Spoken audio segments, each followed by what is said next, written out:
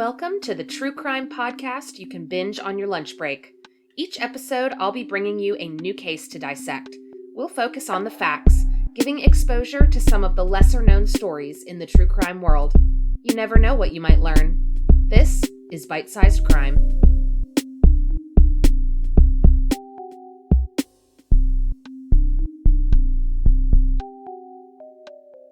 Welcome back to Bite-Sized Crime. This week, I'm bringing you a story of two sisters whose lives both ended tragically, and a mother who continues to fight for justice. This episode discusses sensitive topics, so listener discretion is advised. Jocelyn Watt and Jade Wagon grew up in Riverton, Wyoming, a town of about 10,000 people in the eastern corner of the Wind River Indian Reservation. They were the oldest of 5 girls in their tight-knit family, led by their mother, Nicole Wagon. Nicole worked hard to foster the strong relationships her daughters had with each other, and she was proud of the young women they were becoming. The family had a deep faith, combining their Catholic beliefs with the indigenous practices of their Northern Arapaho heritage. Jocelyn and Jade were especially proud of their culture and were active in their community. Although the two eldest sisters were close, they were different in many ways. Jocelyn was ambitious and determined. After high school, she moved to New Mexico, where she attended the Southwestern Indian Polytechnic Institute. She had dreams of pursuing a career in optometry. When she returned to Riverton in 2011, she took a job at the Red Willow restaurant in the Wind River Casino. Her partner, Rudy Perez, worked as an electrician in town, and the couple loved traveling together and attending football games.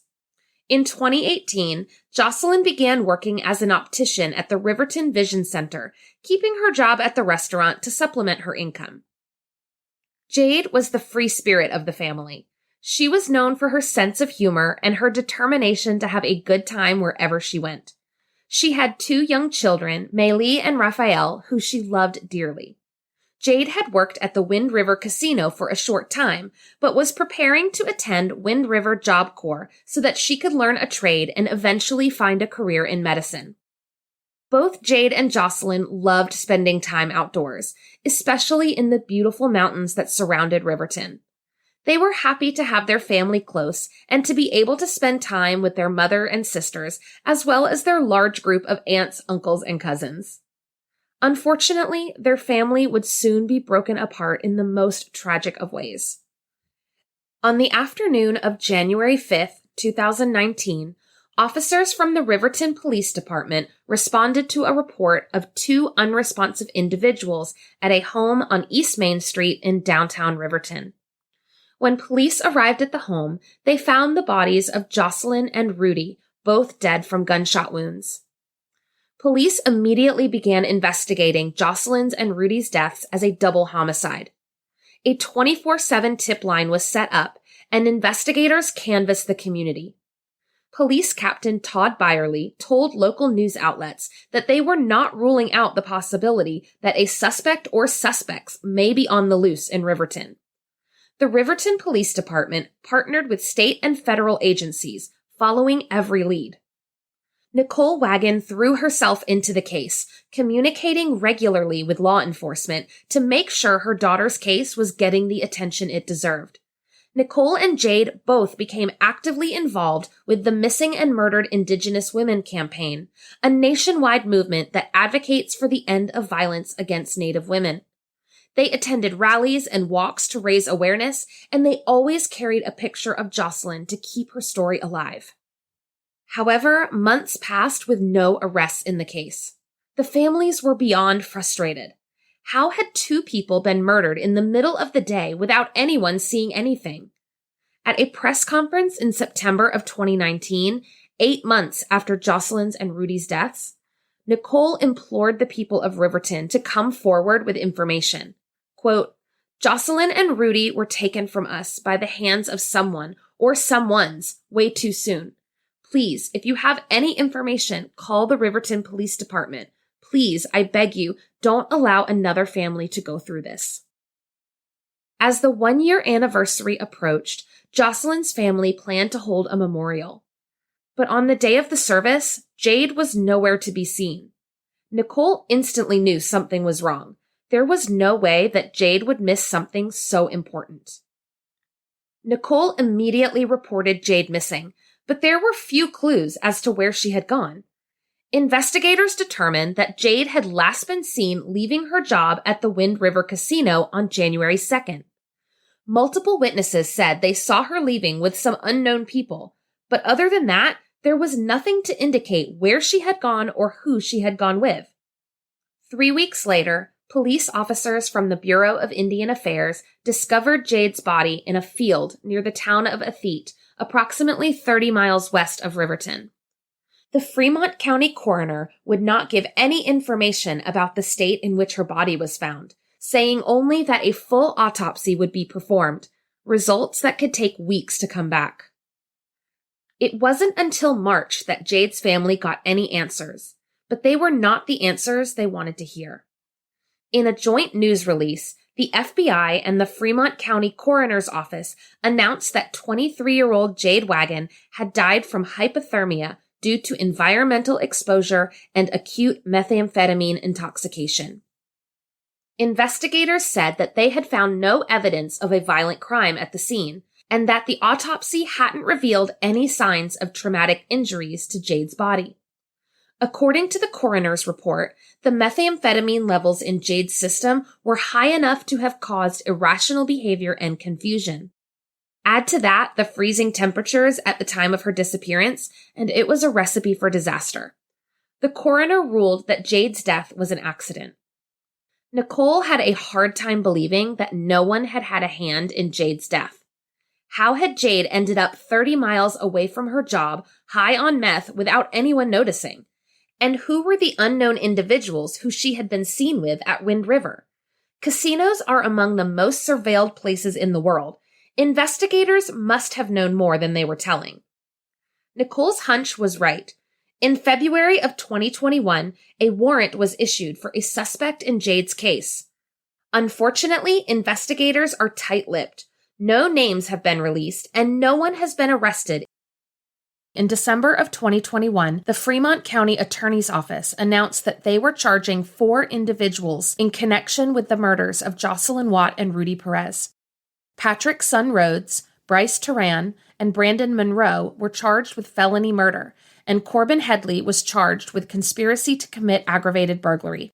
According to an affidavit, the 4 young men, 3 of whom were minors at the time, were driving around the Wind River Indian Reservation on the night of January 3, 2019, drinking and, quote, partying. 16-year-old Brandon Monroe allegedly went back into his house to retrieve methamphetamine and a small caliber handgun. After smoking the meth, Brandon told the others that he needed to, quote, take care of business in town. The group drove to Riverton and parked in an alley behind Jocelyn and Rudy's house. Brandon and 14-year-old Patrick Sun Rhodes entered the home through the back door. According to Patrick, shortly after Brandon went into the back bedroom, he heard gunshots. Patrick found Rudy Perez struggling to fight Brandon off. Patrick then watched as Brandon shot Rudy in the head. Jocelyn lay on the floor nearby. Brandon and Patrick fled the scene, Bryce Turan behind the wheel of the truck. In February of 2022, Patrick Sun Rhodes, Bryce Turan, and Corbin Headley pleaded not guilty to all charges. However, in December of 2022, Bryce Turan changed his plea to no contest and agreed to testify against the others in exchange for his felony murder charge being dropped. Corbin Headley, who maintains that he was, quote, passed out drunk in the truck at the time of the murders, was sentenced to 3 years in prison for accessory after the fact. He was given credit for time served and is currently out on probation. Brandon Monroe, the alleged shooter, is still awaiting trial. His lawyers have requested further psychiatric evaluation, and he is currently in state custody until a place at the Wyoming State Hospital is available. The families of Jocelyn Watt and Rudy Perez still feel the effects of their loss. At Corbin Headley's sentencing hearing, Jocelyn's mother, Nicole, told the court, quote, "The wounds never heal. Every time we come to court, it opens up the trauma again for my family. What hurts is nobody spoke up. For how many years nobody spoke up?" Jocelyn's sister, Tiana, echoed her mother's sentiments. Quote, "Since that day, nothing has been the same. Unfortunately, these were the cards we were dealt, and I'm thankful to know that rightfully justice will be served in its own way. Tragically, Jocelyn and Jade are among a growing number of missing and murdered Indigenous people in the state of Wyoming. For years, the actual number was unknown. In July of 2019, Governor Mark Gordon formed the Missing and Murdered Indigenous Peoples Task Force in an attempt to begin collecting data and examining issues in the state's handling of such cases. In March of 2020, 2 bills were passed that required law enforcement agencies to include biographical information for every victim. The bills also allowed the Eastern Shoshone and Northern Arapaho communities to implement their own Amber Alert system for the Wind River Reservation. As much as these steps are a move in the right direction, there is still work to be done. In Wyoming, Indigenous people make up 3% of the state's population, but 14% of missing persons and 21% of homicide victims. Since 2011, over 700 Indigenous people, mostly girls, have been reported missing in Wyoming. Nicole Wagon has become a fierce advocate for the missing and murdered Indigenous persons movement in Wyoming. She is dedicated to pursuing justice for Jocelyn and Jade, but also for protecting her 3 remaining daughters. She told the Casper Star Tribune, quote, "I know my daughters live with me. They live in my heart. I gave them life, but it's not easy. You get back up and you keep going." Nicole is known all over the state for her advocacy. She regularly meets with tribal leaders and government officials, organizes and attends rallies, and hangs posters with pictures of missing community members. Quote, "I'm going to keep putting their faces out there. You're going to look. They had a face, they had a life, and you had no right to take it." Jocelyn and Jade were both buried at the Arapaho Catholic Cemetery in Riverton. Their family continues to search for answers and is begging the public for assistance. If you have any information about the deaths of Jocelyn Watt, Jade Wagon, or Rudy Perez, please contact the Riverton Police Department at 307-857-7755. And please share their stories. They deserve to be seen and heard. Thanks for listening to Bite Sized Crime. For episode transcripts and sources, visit bitesizedcrimepod.com. And please subscribe to Bite Sized Crime on YouTube and on your favorite podcast app.